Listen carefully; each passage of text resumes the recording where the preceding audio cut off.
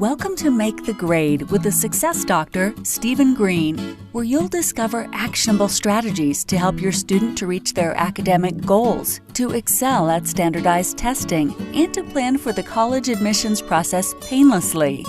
And now, here's your host, Dr. Stephen Green.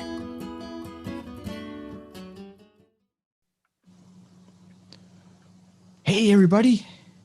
Welcome, Steve Green here. The Make the Grade podcast. I've got a guest in the house, Tyrone Robinson. Tyrone, how are you? I'm fantastic. Thanks for having me. How are you? I am great. I am excited to have you on because you are a wealth of information. This podcast is about parents, for students, anybody really that wants to learn how to take action, kind of further themselves. Specifically, I'm involved in education. But education goes beyond school. You know, it goes into the workplace, goes a lot of places. And I think that's where you're going to bring some really good value today. Let me just tell everybody a little bit about Tyrone. Tyrone Robinson owns a company called Opportunities to Serve, LLC. 7 years in the business. Tyrone's been helping business owners all over the world start, fix, save, or scale their businesses through operations and strategy consulting and services. 10 years experience developing, managing, and leading programs, organizations, and small businesses. He is fervently passionate like that about building and creating world-class businesses and organizations that significantly impact the success and satisfaction of their employees, internal and external customers, shareholders, and communities. You got a degree from Delaware County Community College in Mansfield U. Mansfield U is in Pennsylvania, right? That's correct. It's near the Grand Canyon of Pennsylvania. That's correct. I remember that. Yeah, and got some sheepskin from UCal Irvine and UPenn Wharton. Good for you, places. Buddy. Yeah. So I look at Tyrone and we've had some conversations. And it's one of the reasons I'm excited to do this today. I think you bring a really interesting, it maybe even unique kind of combination of book smart, street smart, experience, because you're walking the walk, but you talk the talk as well, which I think is awesome. But let's start out with operations. Let's define it. Explain to the audience here, what are operations? What are they? Why are they? Who needs them? What are they? Sure. So my definition really is all about productivity, efficiency, and optimizing talent around great processes and systems that allow people to be successful and happy at doing what it is they are doing. So essentially, go ahead. Well, so essentially, I am looking to really help bridge the gap between leadership's expectations and what employees are tasked with. You know, understanding that leaders generally have an idea of how work should be done, and employees generally have an idea of how work should be done. What I typically walk into is a hybrid of the two, to where my opportunity is to be able to help everyone understand where the barriers and challenges are uniquely for everyone, as well as discover where the overlaps are within the organization or departments. And by doing that, it makes it really easy to make recommendations, suggestions, and implementations that impact the organization.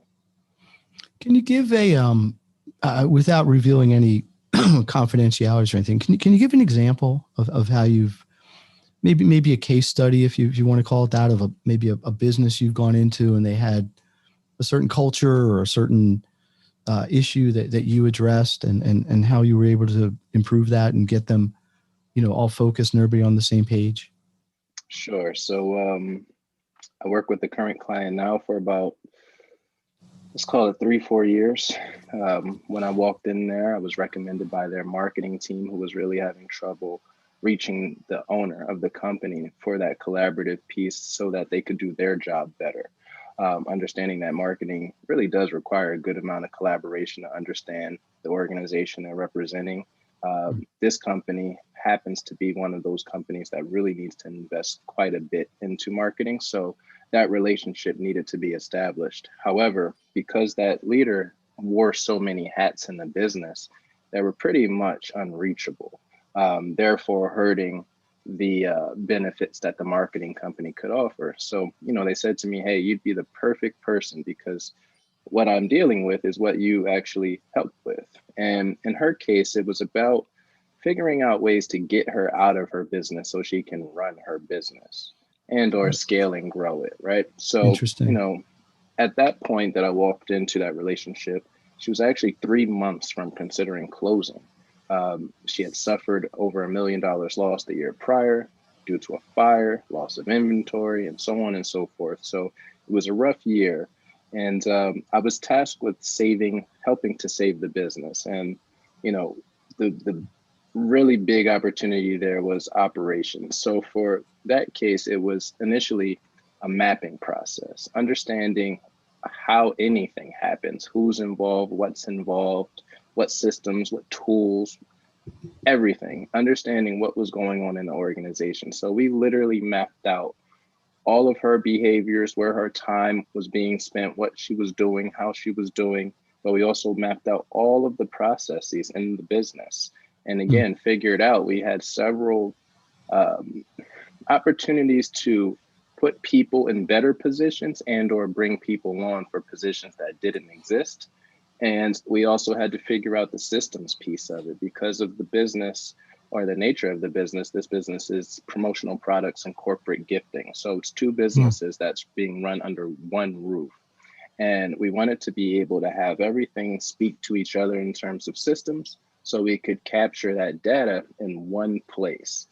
So we not only had to figure out, which ERP system to implement, we had to figure out which inventory management system was best for us, what CRM system was best for us, and so on and so forth. So in this actual opportunity, there were a number of systems that we could use. There were a number that they were using. We had to figure out what was best for us, what was best for the people utilizing these, being the employees, where their technology experience and comfort is and was. So essentially, it was kind of the whole gambit of what I talk about in operations, where I look at people, processes, and systems as being more or less the glue that holds everything together in any organization. And when we talk about people, like I said, it was the right people, but they were in the wrong roles. And so we really had to figure out how to delegate more effectively, what each person's capabilities were individually to be able to get the best out of them. For the process side, because it is such a process intensive job and experience, we had to really figure out how to get more out of less, meaning less steps. And how can we get from, poor performance in terms of delivery status to great performance? And what does that look like? So increase efficiency. Absolutely. So we had to map that out. We had to literally figure out every single step involved to be able to make those iterations or iterative changes to be able to make some impact. And as far as the systems, like I said, there were no shortage of systems we had to look through, experiment with. We found so many things as far as improper listing of prices. They were actually losing money the way their system was set up. So we had to really account for it. All of the things that they had done incorrectly previously to be able to move forward in the right direction. So we cleaned up every single area of this people process systems. We brought new people in. I actually walked a role for a few months and created a role to where we now have someone there permanently executing the same way that I was almost executing. Like a COO. Exactly like that. That's the title that the leader uses for me in their business. There you go. Well, it's interesting because what you're doing is on I don't imagine this wasn't a large business, but it wasn't a one-person operation either, right? And one of the biggest complaint / just questions that parents ask me is, why is my kid so inefficient in their work? They don't really use that wording, but sure. My kid takes 4 hours and they get a half hour's worth of work done. So one of the things I'm very big on is managing your time well, managing your information well, putting it all together with a daily consistent action plan, which is sort of a miniature version in the sense of what you're talking about with the business. But I think the principles are very, very similar. One of the You things know you said what? I thought was interesting. Go ahead. Let me add to that. It's very cool that you mentioned that because that's exactly what's happening in the organizations Right. to where Yes.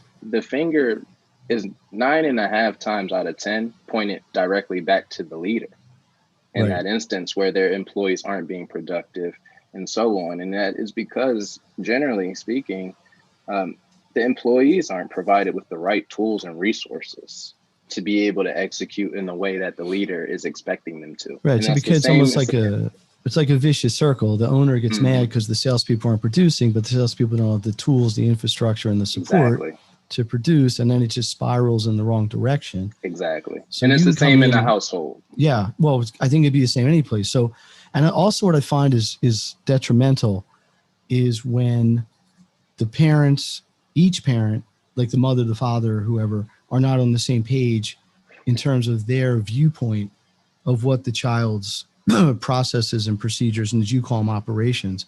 I would Hmm. call them study skills or study strategies are, but effectively it's the same thing. It's taking Absolutely. it's taking some tasks that need to get done and doing them in an efficient way.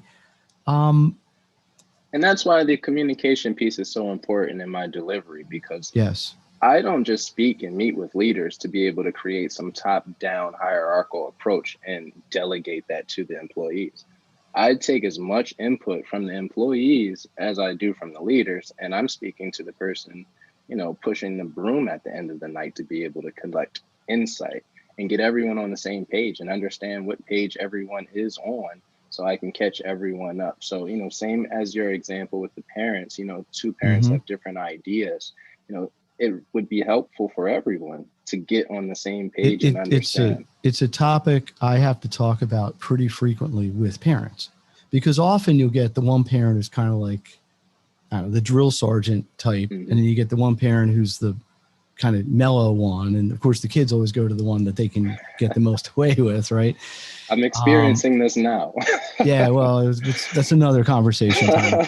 But the root of it in this is similar. The same results are going to happen in business when you don't have consistent leadership, right? Hmm. And you don't have consistent policies. I remember, wasn't that long ago, 4 or 5 years ago, I was involved in helping a small insurance company, like an agency.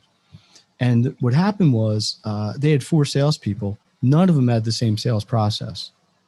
So one of them quit. One of them decided to go to another agency. No one could figure out what that person had done, who his leads were, where he was in the sales funnel with them, what was going on with it. And it was a mess. They lost who knows how much business because they couldn't trace and they couldn't plug in to where it was. There was absolutely no consistency. And I find with the studying, I'm a little bit of a square hole round peg because it's a different product, but not really because the approach is the same. It Absolutely. really is. Um, I know they're all important, but is it possible to say you got people, process, systems, right? They're all critical. Is Sure. one, where does it start? Does it start with having the right people and you plug into the processes and the systems? Or do you create the systems, then you plug the process and the people in? Or do Mhm. you have the process, or is it inseparable? Here's the thing. It depends on where you are in your business. If you're starting out as a Interesting. solopreneur, I help you build with the intention of scaling and growing and bringing people on, meaning we're already going to perceive every single thing we need to do in your business as if it could be So delegated. it's like the old Jack And Welch IBM mindset. Okay. exactly. So we're So, going to think we're like looking $1 billion business when we're $100,000 business. exactly. Right. So what we can do is create the proper processes, have the right systems so that we actually know who we're looking for and what qualifications and abilities they need to have versus testing that out on the fly. So, when we go to scale and grow, we actually already have created the avatar, so to speak, of the exact person we want and are looking for. And 9.5 times out of 10, I'm the one hiring for these companies. Hmm. That is also a part of the people. So when I tell you, I'm not only helping build the culture, the processes, the systems, understanding the organization, I'm bringing that next person in to fit the mold all across the board. Now, if Excellent. you have Hmm. people already, the opportunity there is to figure out where everyone generally feels they can give their best and align different roles and responsibilities and create new job descriptions to fit that, meet that, and see if we can develop some people or bring other people in positions that they're just more comfortable or more likely to succeed in. So, it could be, a couple different ways to approach it. But again, if you're a solopreneur, we're going to build as if. If you're, a business owner already, we're going to build with and recognize where the opportunities are. Awesome. Hey, Steve Green here, my guest, Tyrone Robinson, opportunities to serve. He is the solutions architect. I love that. That's a great tagline. I am the success doctor. You're the solutions architect. This is awesome, buddy. This is the Make to Grade podcast. My goal is to give parents, students actions and strategies that they can use right away, plug in to maximize their education. In this case, we're taking it to another level. We got an expert here on taking a lot of these same ideas, maybe a little bit of a different vocabulary, but it doesn't really matter. The point is a successful business operates because they have consistent strategy process and they plug the right people in the right places with the right leadership. In school, you got to have the same game plan. You can't have 7 strategies for 6 days. It's not going to work well, people. And speaking of the S word, strategy, Sure. How's that play into this, Tyrone? Obviously, you've got business planning, you got business models, you got strategic plans, you got goals. Tell us how you would help a business navigate that. Sure. So I take a different look at it. I look at strategy as an opportunity to create new market space or uncontested market space within an existing industry. So that word differentiation is my focus.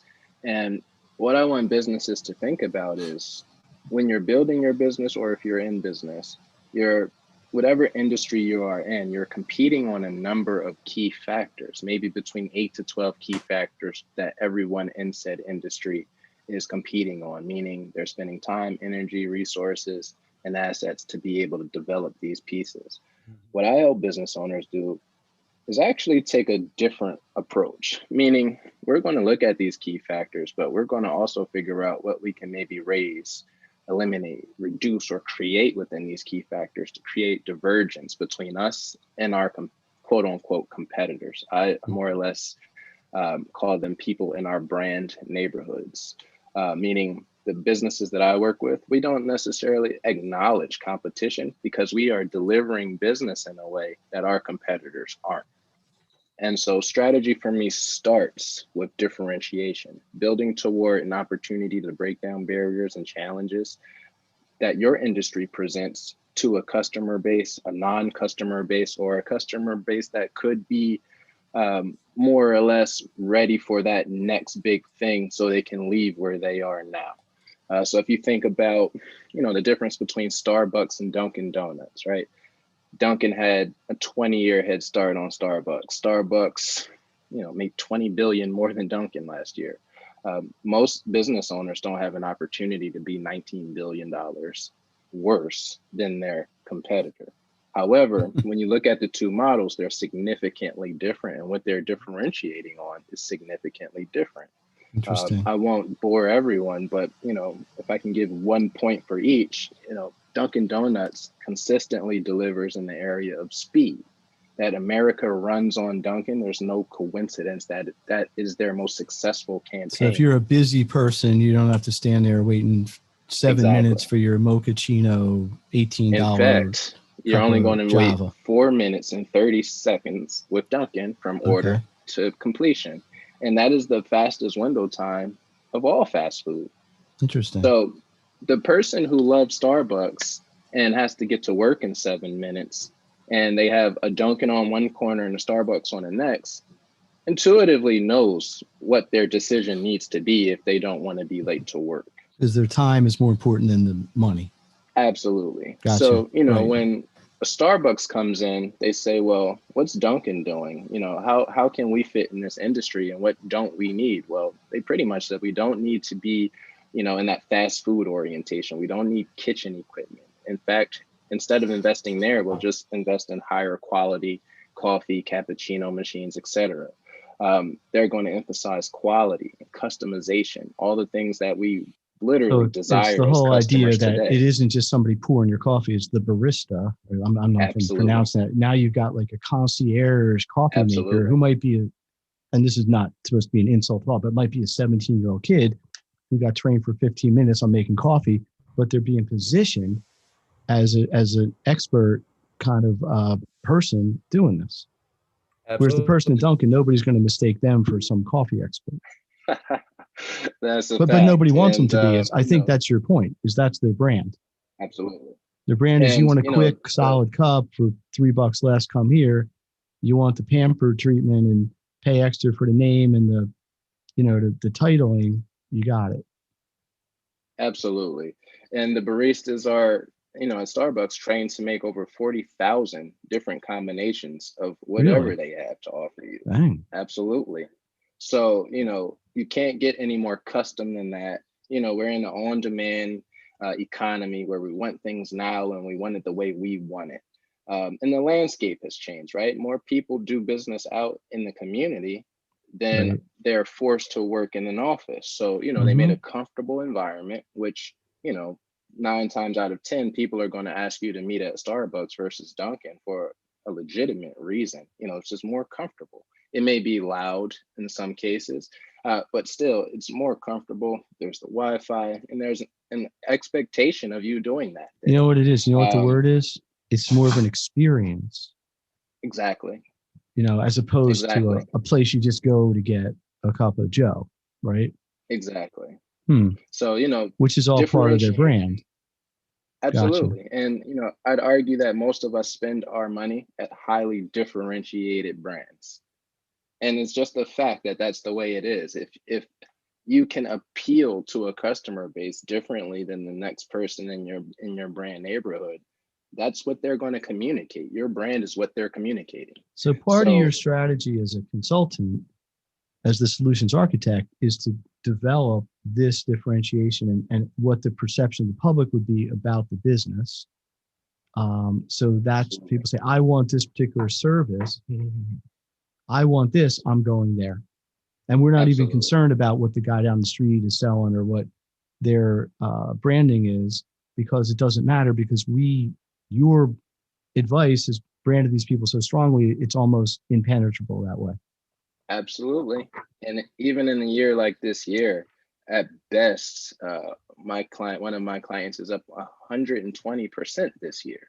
Hmm. And they went through this strategy framework last August. We did about 3 to 4 months of operations, and they're off to the races, and it's fantastic to support businesses like this and be a part of the growth and recognize that you've really had a hand in helping them not align with their competitors, but do something completely different and shake it up and be sought after as much as they are. So it is a really awesome experience to be able to support businesses in that way, which, just promotes, what you read about me earlier about wanting to create organizations that benefit their communities and their internal and external shareholders.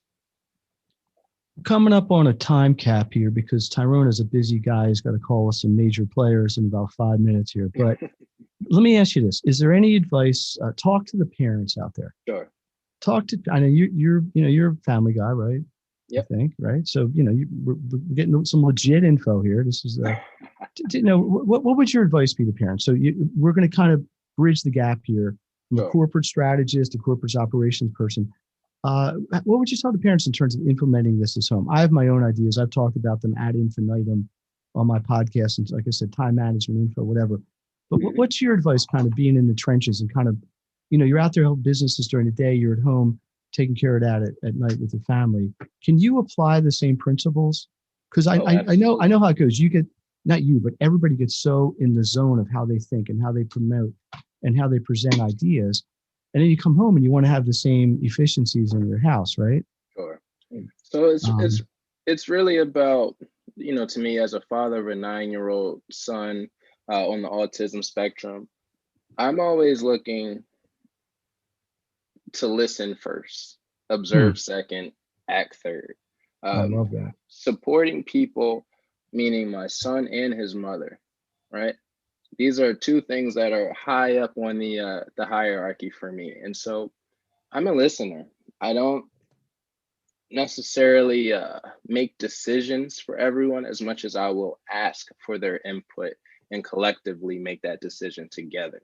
So there's never a time where I am insisting on things, but there are always times that I'm providing education, opportunities for people to provide feedback and insight, and then promoting their abilities to do whatever it is that we're speaking about. So I'm more of the support guy, I'm the idea guy, and I'm the person that'll pay for whatever it needs to be able to grant those experiences. Because, you know, for me, my son being on the autism spectrum, it's difficult to understand where his passions are or will be. It's difficult to understand how to support him and his well-being.